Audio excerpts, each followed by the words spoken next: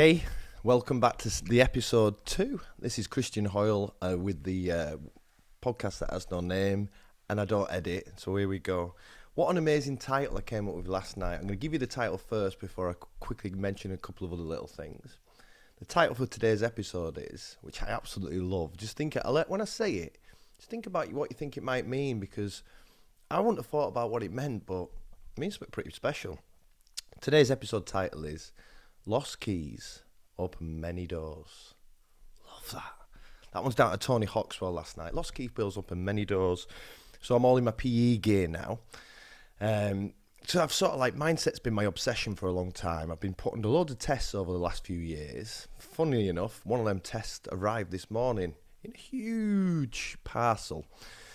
That'll come in maybe later episodes, but so mindset's this thing that's an obsession that I have about the way that you think, that we're all the same, but we can all think about things in a different way. And often performance and happiness and successfulness or just contentment comes from just the way you think about the same things. Well, so I coach, I do that corporate, I do that individual.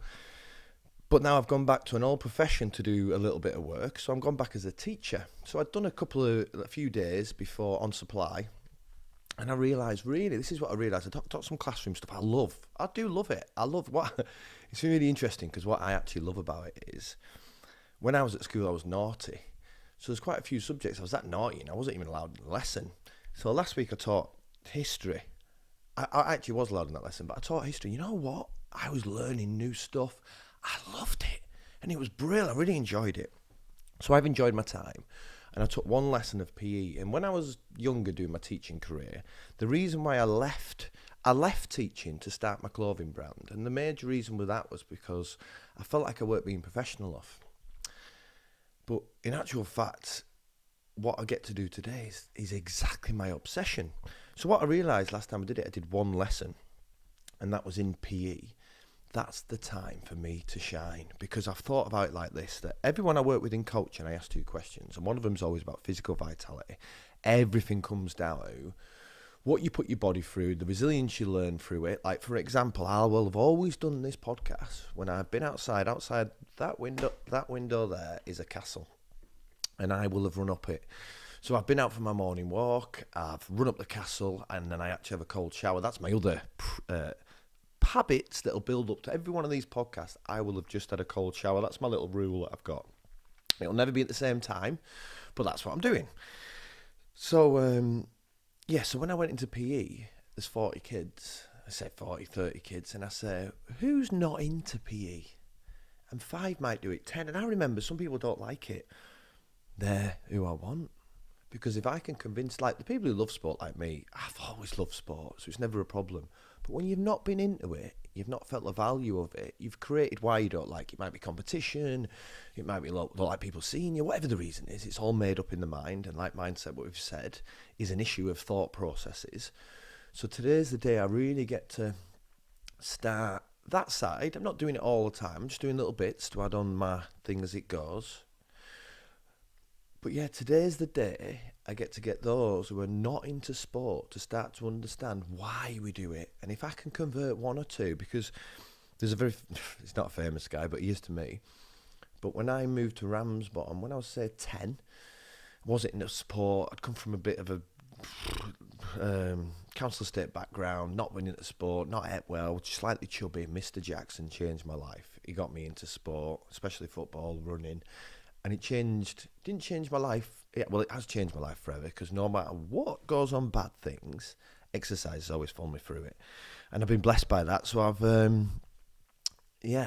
the other thing as well, so what thing with exercise is continuity. The reason why I never wanted to start a podcast, and I have got a lot of things to say on how I am, how I think, and I think there's a lot to learn about the process of, taking some time to assess your thoughts and assess how you look at situations.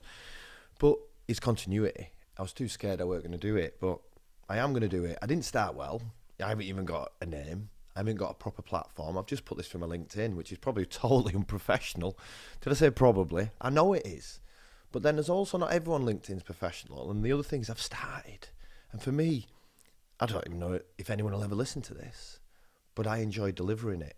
So it starts my day off quite well. And You know, it's never going to be over 10, so it's not too much of a commitment. So it's not too much of a commitment for you to listen. And all I can promise is that I'm made up of a lot of things that have happened to me, a lot of things that I've learned, good and bad. But the way that I've learned to think is a way that I can survive through all of them. And, you know, that's pretty special for me. So I'll finish on this because I know I'm going to have to move on. But yeah, continuity, I'm going to be here. Continuity with your health's really important as well. And I've learned to be quite good at that. I don't know, this podcast's a big test of my continuity because I was always frightened and scared of it. That's the reason I didn't start it. But yeah, I'm going to now. I'm going to do it. So I'll finish off on... if you ever want to get in touch with me, you can get in touch with my website, mindsetmentor.co.uk. There's a contact me part of that. If you ever want me, you want to put anything in it, then we can do that. But let me tell you, I love this story. I'll finish on this story. Lost keys open many doors. This came from my friend Tony Hawkswell. He said that he went away at the weekend and he'd been out and he took his key. He had his key for his car. It's an electric key, and he took the fob off. During the walk, the fob has been lost. He has no spare key. So at that point, he's rang up recovery. He's rang up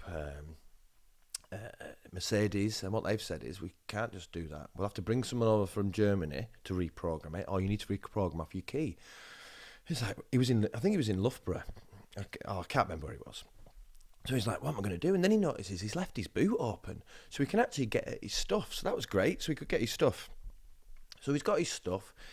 He's not known what to do. And what I've loved about, another second part I love about this story, and I've worked with a lot of people ex-military, he didn't know how to ring.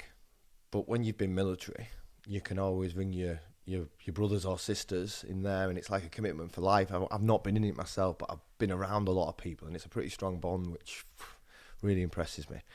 So he's rang his friend's come, give him a lift all the way, like he went way out of his way, stayed overnight, and in the morning. So the next day, Tony's in the shower. He's having the shower to come back. What a hassle it's been for him, total hassle it's been. And it's then in the shower he realises he always has the other part of his fob in the car. So the whole time, he didn't need a lift. He could have drove the car. So do you remember when I said... lost keys open many doors? But it was then point that he realised that when he saw his friend, he realises his friend needed him. Like at that point, his friend needed him because he had some stuff going on and he needed to talk with him with it. And Tony's really good at stuff like that. He's a great listener. He's had his own personal battles, so he's learnt a bit. So the moral of it was really that he was always meant to speak to his friend. And I often think that like coincidences are not coincidental, that might have been a big error, or was it?